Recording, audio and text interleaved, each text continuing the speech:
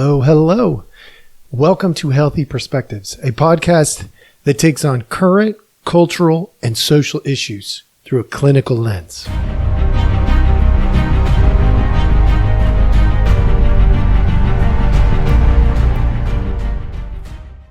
Hello, hello. All right. Welcome back. For those of you who have been here before, but those of you who are brand new, special welcome to you. We always appreciate your time. We know that there's a lot of choices out there. And today we are going to talk our third, I believe it's our third episode, possibly something like that, on lies. We're going to highlight a lie. We are going to dismantle that lie so that you and every one of your friends, family, anybody you want can see that lie clearly. We figure that through doing this process, there's a good chance that we might help some of you figure some things out that you have been taught that is incorrect. So that's what we're going to do. Tip of the day today is you're not broken because you were a victim. You're broken if you stay a victim. That's really important language there, people. I hope you're hearing this clearly. You're not broken because you were a victim. You're broken if you stay the victim. There is not a single moment that should define you completely. Not one. It should be a compilation of moments. And if you stay a victim after being a victim, then you're choosing that path. It might not feel like it in the moment, but that's what's happening. Okay. The lie that you are told is this: trauma breaks people. No.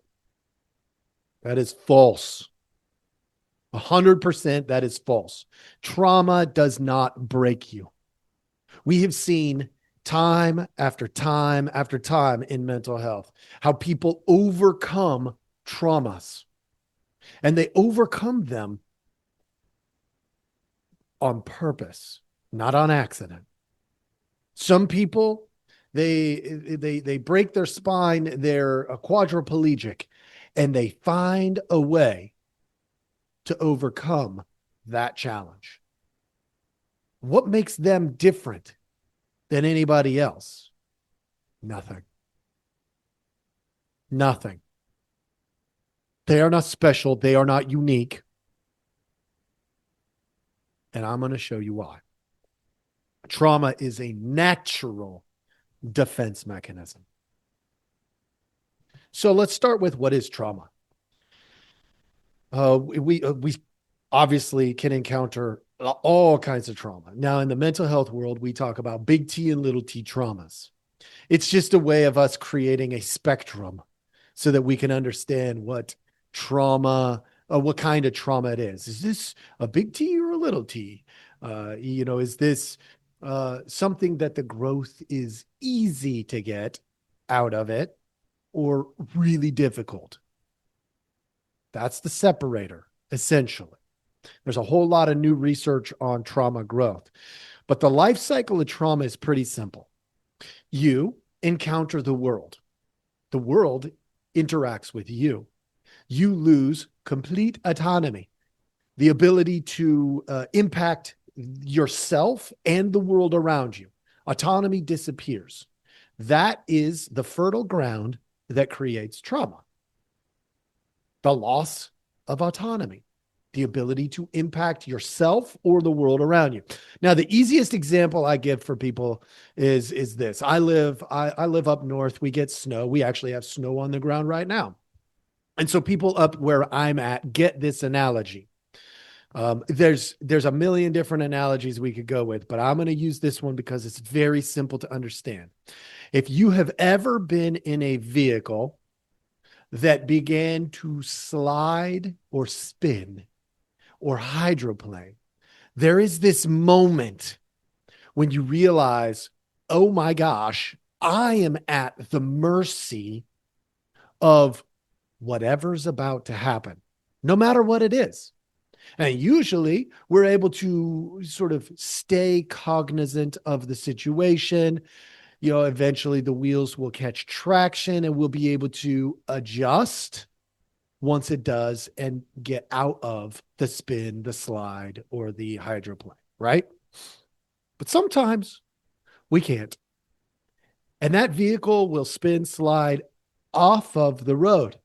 And there is nothing in the world that you can do about it. So maybe you super quick say a prayer, God save me. And that's about it, because you cannot do anything to change the outcome. The car is too heavy. Jumping out is not an option. There's other cars around you. There's too many variables, and you can't control even a single one of them other than maybe what you say in your head. And that's it. You've lost autonomy. In that moment, the brain has this really cool feature. It realizes it's out of control and it's overwhelmed with emotion. Fear, usually. Anger, maybe. But generally, fear. And in that moment, we respond internally. The brain says, you are going to get too hot, because the emotional epicenter heats up like an oven, but it does it really fast. And in that moment, your brain says, uh-oh, if you get too hot, you're going to harm the entire brain. So the brain has a mechanism to cool itself down. It takes those tips and it trims them like a lawnmower. Now, for those of you who are staying with me, you're like, what is all this imagery? But stay with me. When you trim a lawnmower, everything underneath it gets exposed. So there's a sensitivity. And then those begin to, because they were so hot, they fuse and they float around in the empty spaces of our brain. This is one of the theories that's out there. It's not going to be stated exactly like this. I've taken some liberties because I've done this for a long time, and I have learned what people can manage in terms of understanding, with this topic. And so now there's this disc-like frisbee-shaped enigma of fused memories that float through the empty spaces of your brain. And you're like, okay, so why is that a big deal? You ever, we're heading into the Christmas season. You ever plugged in a Christmas tree? What happens? The lights come on. So every time this disc shaped memory, which is the feeling, the sight, the smell, the sound, the sensation, whenever it encounters some neurons that are firing, because normally it floats in the empty space, it's not super harmful. But what happens in that moment is it lights up like a Christmas tree. And that's what we would call a trauma response. You had the trauma, the brain did what it's naturally designed to do, and it trimmed that space so that you wouldn't die of overheating or a fear, essentially. You wouldn't be scared to death, literally. And so that floats around and then it gets triggered as it enters a neural firing. Now, clinically, there's some opportunities in there to strategically get it to light up. And there's ways to go about doing that. That's unfortunately not what today's podcast is on. If you want that, please email me or something like that. And I'll see if maybe I'll put that together at a different point, because that's going to take a totally different pathway. But what happens then is every time it lights up, we have that experience come rushing back. And the most dominant of the experiences is what we highlight. For instance, if the smell, After a car accident, sometimes people will talk about the smell. Or I had a buddy who was in a car accident and he heard a train go by. And so every time he hears the train, he thinks about the accident. He's like, that's weird because it's closely connected. Okay. And so we have these trauma responses. Now, those by themselves, not really a problem, except our reaction to them can be overwhelming and intense. And that autonomy, we can feel like we're losing autonomy all over again. And if that happens, we freak out. Okay. That's a real clinical term for you. Freak out. Got it? Okay. Glad we're tracking on that one. All right. And what happens when that occurs is we begin to feel like we're broken, but we're not. Everything was functioning exactly how it was supposed to, minus one piece. We haven't done the growth. We haven't been strategically in a safe way, and I'll go over that in a second, been re-traumatized. That doesn't mean we have to experience it literally all over again, because that would be horrible, especially with some of the traumas that people encounter, rape, molestation, abuse, no, car accidents. We don't want to recreate the trauma, but we do want to strategically uh, address the trauma, meaning we'll go to that memory and we'll hold it in a safe way. Safe, number one, being the environment. In other words, we're in an office, my home, not my home, my office. It's my home away from home. I create a safe environment where they know where the door is, they know where the couch is, they know where the table is, they know where I am. And if they were to ground themselves in the environment, they would go, wait a minute, I'm freaking out, but I'm in a safe place. So one of them is the environment. Another one is the relationship. So we don't want to process trauma with people we don't trust. That's why when I get a new client and they're like, I want to process trauma, I say, great, we will get to that. But we don't do it immediately. We build rapport first. We build a relationship so that if they get to a freak out place, I can say, hold on, time out, look around you. Okay. And before I even start trauma work, I'll say, do you feel anything you want to change in the environment? Are you and me okay? Are we good? Are we in a good spot? If they say no, there's nothing to change. They say, yeah, we're in a good spot. Then I ask the third one. Are you comfortable stopping at any point that you decide?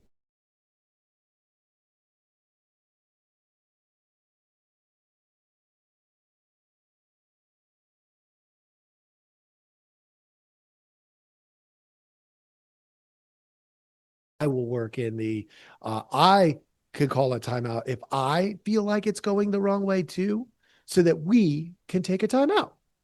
And if you decide that that was not, that was a, a timeout that was placed in the wrong place, we're going to survive that. What we're not going to survive is the loss of autonomy.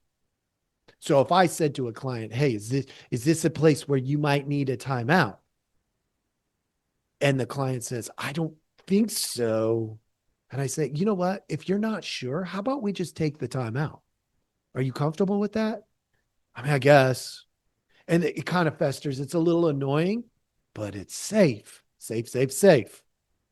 In that process, the growth can occur because what we can do in that situation is attach safety to the triggering memories. We can attach safety to them. And if we can attach safety to the trauma, all of a sudden we can convert the trauma into a bad memory. And bad memories, we all have those. That is completely normal also. We have bad memories. They're not going to go away. If you were in a severe car accident and it cost you a lot, That's not going to go away. That part of your history doesn't ever change, but you can manage it if it's a bad memory. You can feel those sensations coming up and you can go, oh, this is just a bad memory versus, I feel like I'm losing who I am. Where did I go? And we panic and we freak out because that's that clinical term, freak out. It's okay. I hope you're finding some of that a little, I mean, tough topic, but a little built-in humor is not normally problematic. Okay. So that is a normal life cycle of trauma. Once we go through the growth and we attach safety to the trauma, all of a sudden we've got ourselves just a bad memory. And yeah, it could come on kind of rapidly, but it's still just a bad memory. It's no longer trauma. It's just a bad memory. And we manage bad memories. We do it all the time. You do it. I do it. Everybody I know does that. Okay. So what does all this mean? Right? We talk about trauma being breaking people. No, it doesn't. It's a natural defense mechanism. So it's not breaking you. It's actually functioning the way it's supposed to function if you follow it through the cycle and you do the growth. Okay. What it means, I'm going to be really bold here. And this is not intended to be offensive. Just want to be clear. It's intended to be helpful. But what this means is because of the lie that trauma breaks people, which is a lie, we unfortunately are too sensitive toward victims. Now, you're probably thinking, good Lordy, Jeremiah, that is insensitive. You're a jerk. You're an a-hole. Why are you even, how could you even be a counselor? But hear me out. If that's where you're going to go with this, you at least hear it in full context. It teaches when we do that, when we are too sensitive toward them, we send them a message that they are too weak. Is that the message you want to send somebody who's already a victim? Is that you are too weak? You are a pathetic, weak victim? Look, if you do that, you're the problem in that situation. You have subscribed to a lie that trauma broke them. And now they're too weak to navigate the next steps, which is a load of crap. That is a load of crap. They are not too weak. They are not supposed to remain a victim. Go back to that quote of the day, people. They are only broken if they stay a victim. So our job is to help them realize through our love for them, our care for them, our creating safety. That doesn't mean it's easy. That doesn't mean it's comfortable, but true safety. Creating safety for them so that they can grow, so that they can stop sitting in the victim mentality. I was once a victim, so I will always be a victim, which is a lie too. It does not have to, and I don't care how heinous things have been for you. I really don't. Not that I don't care. I don't have a heart for you. I don't care because I have seen people, I've literally watched people who have overcome some of the most heinous things you could imagine. Matter of fact, probably for most of you, more heinous than you could imagine. And I've seen them find those growth spots, grow, and turn those into bad memories. No longer traumas. I've watched it happen. You might be thinking, well, I might be able to do that with one trauma. But I have 10 traumas. 10 times I was the victim. 100 times. I haven't seen anybody who can't work through those because they aren't weak. Their system is responding exactly how it's supposed to. Well, I went to war and I have PTSD. Okay. I'm not saying that doesn't suck. I was in the Marine Corps. I watched people around me get harmed by the environment. Okay, great. The question isn't, were you harmed? You probably were. The question is, do you stay harmed? Do you stay the victim? Or do you say, hold on, what in here do I need to grow in to turn this into a bad memory in a safe way? Because there's growth opportunities there. When you find it, you'll know it. So we are too sensitive toward victims, unfortunately. And what we do, because we're like, oh my gosh, poor victim, we treat them like they're weak. And that keeps them victims. We contribute to their dysfunction, which is messed up. And not one of you should want that for that other person. Here's the challenge, though. You don't want to overcompensate, overcorrect. You don't want to do that. Because if we begin to assume they are strong, which is a good start, unfortunately, we can then become insensitive to the parts that they haven't gotten a hold of yet. And we can actually re-traumatize them. So there is this happy spot somewhere in the middle where we create the safety and the challenge. We create the comfort and the discomfort. Now you're like, how do you do that? Honestly, as a professional in the environment, it's hard sometimes. And I deal with it a lot. So I would say, know your limitations. If you start to see somebody, they get to this point of freak out and you begin to freak out, you're going to contribute to the problem. If you can remain calm during their chaos, then you're probably doing okay.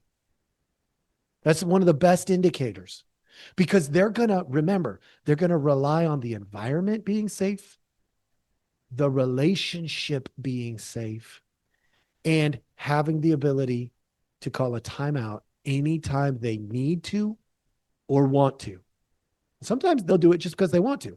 They're kind of testing it out, making sure it's safe. Great. I've seen that happen. And as a counselor, I might be sitting there saying to myself, they could have gone further. That's probably true. In some cases, that's true. But they didn't feel like they could, and they wanted to make sure it was safe. They call a timeout. We say, all right, this is where we're going to stop for right now. What was that experience like for you? Great. We process the environment, the relationship, and however far they were able to get to say, okay, now we can just talk about that part of the bad memory. Great. We're reattaching it relationally.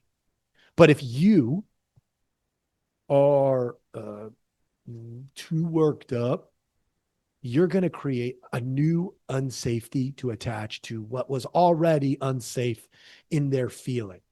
Okay. So that's not good. That's where we would say, this is a little beyond my experience and expertise. Great. Get them help from a professional counselor, a pastor, somebody who knows this process and how to function within it, because it is a natural process.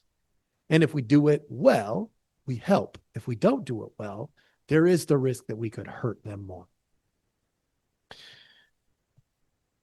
So this today, I don't know. I mean, I always wonder how much these things are going to help or not help. And my goal is to, can I reach one? Can I reach one? And I know I'm reaching a lot more than one. But my goal here with trauma is to really emphasize, don't buy the lie. Today, that's what this is all about. Don't buy the lie. Don't buy that trauma breaks people. Don't buy that. It's a natural defense mechanism. We do it on purpose when we have a complete loss of autonomy. And that's good. It's good that we do that because it saves us from things as long as we go through the growth. Okay. So keep that in mind as you move forward. I know I told you that some of these lies episodes are going to be a little more short, a little shorter, a little harder hitting. And I hope that you appreciated this one. Please like it, subscribe it, do all of those things. If this was helpful, send it, email it, text it to a friend, get the word out there that we are here to help. We want to make a difference.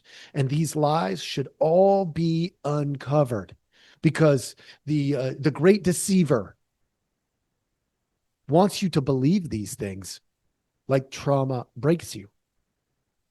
And we got to counter that. Somehow, some way, we've got to be a voice of reason on the other side. We've got to be truth tellers. We got to tell people not just about the lies, but about the things that they can do to make things better. More truths, less lies. It's really that simple. Thank you so much for joining us, watching, liking, subscribing on YouTube and Rumble and all the other sites that we're on. And we hope you have a wonderful day.